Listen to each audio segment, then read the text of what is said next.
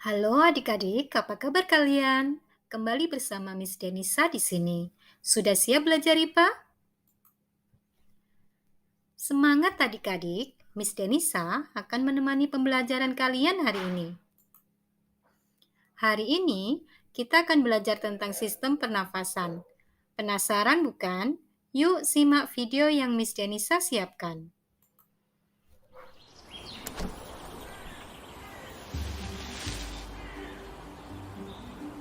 Manusia, hewan maupun tumbuhan, sebagai makhluk hidup, kita perlu oksigen untuk hidup. Waktu bernafas, kita mempunyai organ-organ yang bekerja sama dan membentuk sistem organ yang bekerja mengatur oksigen yang ada di lingkungan hidup sampai pada setiap sel yang kita butuhkan. Oksigen ini tidak tersedia di dalam tubuh makhluk hidup. Kita mendapatkan oksigen dari lingkungan sekitar kita. Bernafas artinya kegiatan menghirup atau memasukkan oksigen dari lingkungan hidup dan mengeluarkan karbon dioksida dan uap air melalui alat pernafasan kita. Kali ini kita akan mempelajari lebih lanjut tentang organ-organ pernafasan manusia.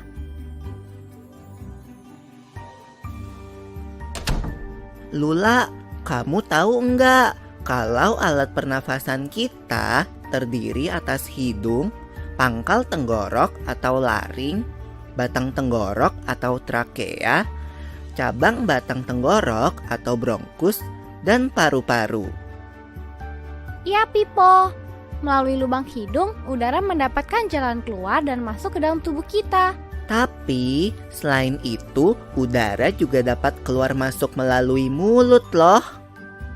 Namun, jika kita bernafas menggunakan hidung, akan lebih baik loh, Pipo.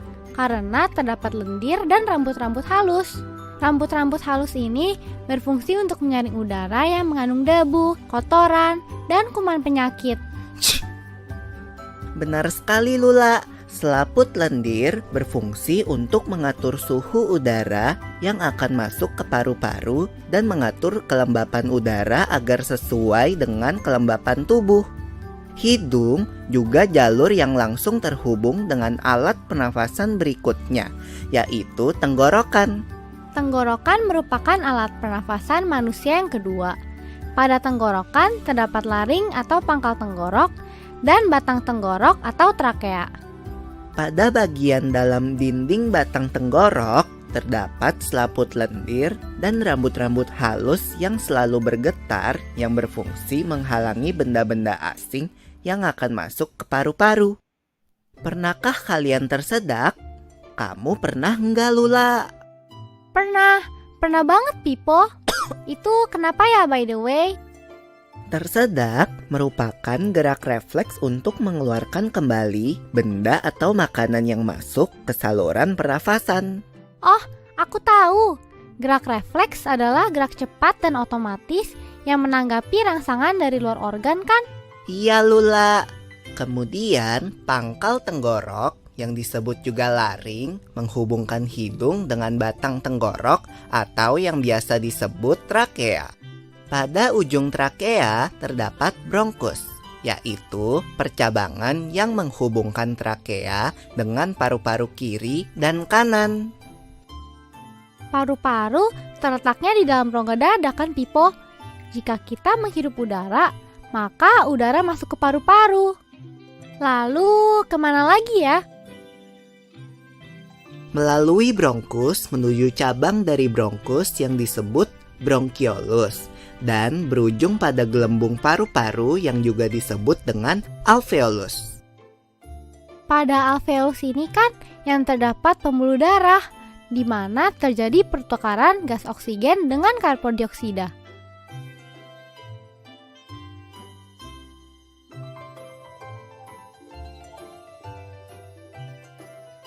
Well, Pipo, tahu gak kalau sistem pernafasan kita terdiri dari dua kan? Yaitu sistem pernafasan dada yang umum kita lakukan dan juga sistem pernafasan perut. Jelasin dong, Pipo, apa sih perbedaan detailnya? Pernafasan dada terjadi karena gerakan tulang rusuk oleh otot-otot antar rusuk. Pengambilan udara terjadi saat otot antar rusuk berkontraksi atau mengerut, sehingga tulang rusuk terangkat ke atas menyebabkan rongga dada dan paru-paru membesar. Oh begitu, berarti pengeluaran udara terjadi saat otot antar rusuk berelaksasi atau mengendur. Saat itu, tulang rusuk turun ke posisi semula, menyebabkan rongga dada dan paru-paru mengecilkan. Ya, benar sekali. Lalu menurut kamu, bagaimana dengan pernafasan perut kita, Lula? Aku belum yakin banget sih, Pipo. Jelasin dong. Pernafasan perut terjadi karena gerakan otot diafragma, yaitu sekat yang membatasi antara rongga dada dan rongga perut. Pengambilan udara terjadi saat otot diafragma berkontraksi. Posisi diafragma mendatar menyebabkan rongga dada dan paru-paru membesar. Berarti pengeluaran udara terjadi saat otot diafragma berelaksasi. Posisi diafragma melengkung ke atas, lalu menyebabkan rongga dada dan paru-paru mengecil. You're right, Lula. Lalu, gimana kalau kita sesak nafas karena banyak asap? Itu akan kita bahas lagi dalam video selanjutnya. Nah, bagaimana adik-adik? Keren bukan? Pasti kalian sudah menemukan permasalahan dalam video tersebut bukan?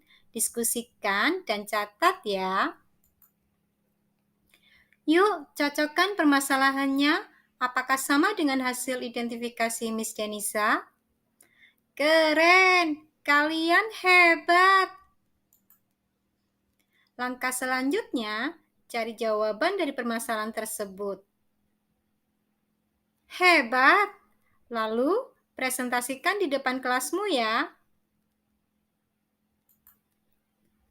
Sampaikan juga kesimpulan dari pembelajaran kali ini.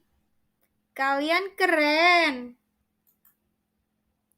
Baiklah adik-adik, sampai di sini pembelajaran kita kali ini. Sampai bertemu di pembelajaran berikutnya ya. See you in the next class. Bye-bye.